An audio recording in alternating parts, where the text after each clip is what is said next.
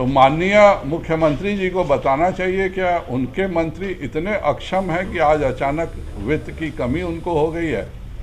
केंद्र सरकार का यह बिहार सरकार का डाटा है, खुद बिहार सरकार ने इसको जारी किया है और कुल 1,96,000 करोड़ में अगर समझें तो बिहार सरकार की हिस्सेदारी केवल 24% है और सेंटर से 76% राशि मिलती है। ये बिहार गवर्नमेंट का रेवेन्यू का डाटा है। तो माननीय मुख्यमंत्री जी थोड़े भी सक्षम नहीं हो पा रहे हैं लगता है बिहार चलाने में कि केंद्र के द्वारा इन 105 संस्थाओं योजनाओं में जो मदद मिली है वह अच्छे से करें। और अगर उनका वित्त मंत्री इतना अक्षम है, क्योंकि वो 4 साल पहले भी विरोधी दल में थे, लेकिन यह पहली बार है कि उनके लगता है वित्त मंत्री बने हैं, इसीलिए अगर वह बिहार का वित्तीय संचालन नहीं कर पा रहे हैं तो यह दुखद बात है। माननीय मुख्यमंत्री जी को विचार करना चाहिए कि कोई अच्छे व्यक्ति को वित्त मंत्री बनाए, लेकिन माननीय मुख्यमंत्री जी लगातार अटकाने, लटकाने और भटकाने का काम कर रहे हैं। नमस्कार, मैं हूं आफरीन, आप देख रहे हैं लाइव बिहार। अभी मैं मौजूद हूं बीजेपी के कार्यालय में। बीजेपी के कार्यालय में संजय जायसवाल के द्वारा एक प्रेस कॉन्फ्रेंस रखा गया। इस प्रेस कॉन्फ्रेंस में नीतीश कुमार के कुछ बातों का जवाब दिया गया है। नीतीश कुमार का ये कहना है कि उन्हें केंद्र सरकार की तरफ से किसी तरह का लोन प्रोवाइड नहीं किया जा रहा है, जिसके वजह से वो बिहार के कई ऐसे काम हैं जिसका वो विकास नहीं कर पा रहे हैं। तो उसी पे संजय जायसवाल ने क्या कुछ कहा है, आइए हम आपको दिखाते हैं।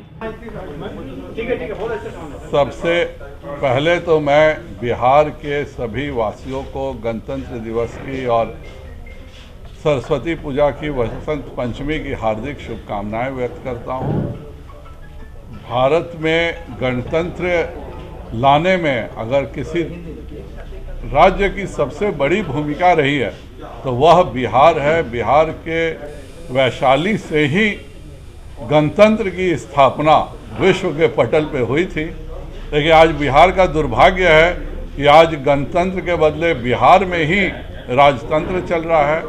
बिहार के जो बड़े क्षेत्रीय दल हैं, एक में केवल परिवारवाद चलता है, उन्हीं के बेटे, उन्हीं के आने वाली पीढ़ियां ही अध्यक्ष बनेंगी, और दूसरे में एक व्यक्ति की ही तानाशाही चलती है जो कि कभी भी गणतंत्र के लिए और लोकतंत्र के लिए अच्छा नहीं रहता है। मैं साथ में बधाई देना चाहूँगा माननीय आनंद कुमार जी को, माननीय सुभद्रा देवी जी को और माननीय कपिल देव प्रसाद जी को कि उन तीनों के पद्मश्री मिलने से पूरा बिहार अपने आप में गौरवान्वित महसूस कर रहा है और शिक्षा के क्षेत्र में, कला के क्षेत्र में सभी के पद्मश्री मिलने से पूरा बिहार उन्हें बधाई देता है।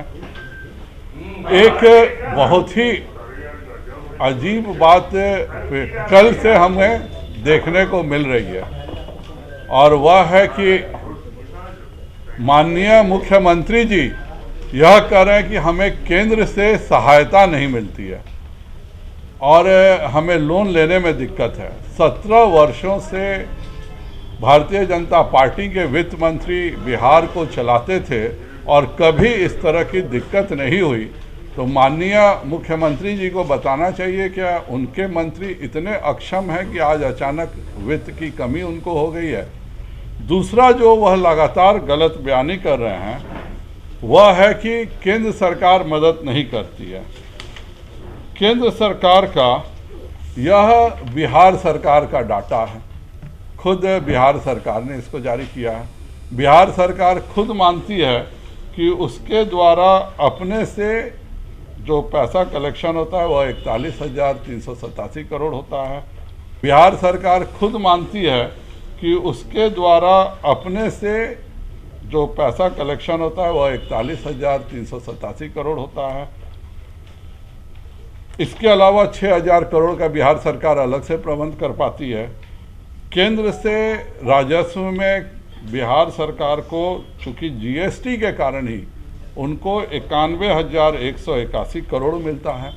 उसके अलावा जिस राज्य का पूरा कलेक्शन 41,000 करोड़ के लगभग में हो, उसको सेंटर केंद्र जो है वो मदद के रूप में, आर्थिक मदद के रूप में इस वर्ष भी 58,000 करोड़ रुपए दे रहा है और कुल 1,96,000 करोड़ में अगर समझें तो बिहार सरकार की हिस्सेदारी केवल 24% है और सेंटर से 76% राशि मिलती है। ये बिहार गवर्नमेंट का रेवेन्यू का डाटा है। तो माननीय मुख्यमंत्री जी थोड़े भी सक्षम नहीं हो पा रहे हैं लगता है बिहार चलाने में, और इसीलिए बिहार एकमात्र राज्य है जहां 75% से अधिक की राशि केंद्र के सहयोग से मिलती है। महाराष्ट्र जैसे राज्यों को मुश्किल से 28% राशि उनकी केंद्र से मिलती है। उसी प्रकार वह कहते हैं कि योजनाओं में साथ नहीं होता है। 19 दिसंबर को मैंने प्रश्न पूछा था केंद्र सरकार से कि क्या आप बिहार को मदद नहीं कर रहे हैं। यह लोकसभा का प्रश्न संख्या 1966 है और केंद्र ने 105 योजनाओं की पूरी फहरिस्त लोकसभा के पटल पर रखी है कि हम 105 योजनाओं में बिहार सरकार को मदद कर रहे हैं। माननीय मुख्यमंत्री जी से मेरा एक ही आग्रह होगा कि केंद्र के द्वारा इन 105 संस्थाओं योजनाओं में जो मदद मिली है वह अच्छे से करें।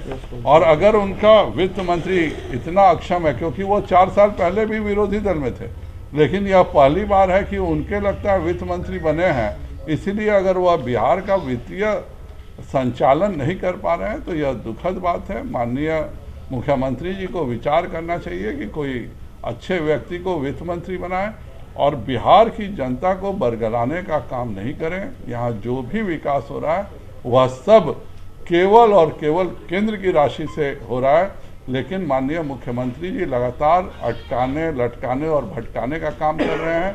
40,000 करोड़ की वह, चाहे वह दरभंगा का एम्स हो, चाहे वह पूर्णिया का, बिहटा का, दरभंगा का एयरपोर्ट हो, जितने भी केंद्र के योजनाएं हैं उन सब को रोक करके केवल और केवल बिहार को नुकसान पहुंचाने का काम माननीय मुख्यमंत्री कर रहे हैं।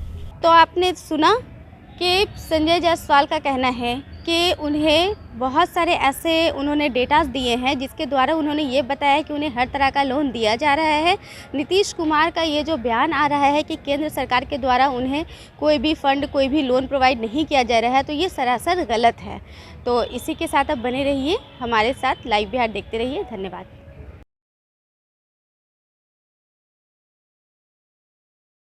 लाइव बिहार YouTube पर सब्सक्राइब और Facebook पर लाइक जरूर करें।